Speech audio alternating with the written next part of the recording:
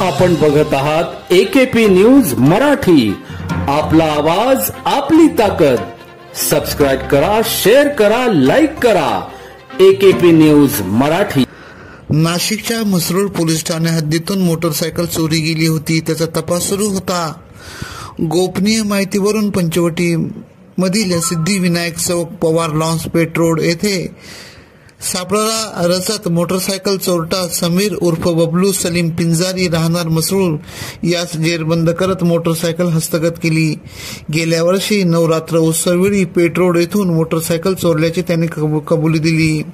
Mhasrul police ठाण्याचे वरिष्ठ police निरीक्षक अतुल डहाके यांच्या मार्गदर्शनाखाली गुन्हे शोध पथकाचे पोलीस उपनिरीक्षक मुक्तेश्वर लाड, योगेश चव्हाण, रवींद्र दिघे, दत्तात्रय चकोर, मंगेश जगझाप, भगवान जाधव, गणेश वडजे, मंगला जगताप, सविता कदम यांनी केली. सदर मोटरसायकल चोरटा हा चोरी करून बनावट नंबर टाकून मोटरसायकल वापरत होता. त्याला तब्बल 1 वर्षानंतर जेरबंद केले. AKP न्यूजसाठी ब्युरो चीफ अनवर खान पठाण, नाशिक.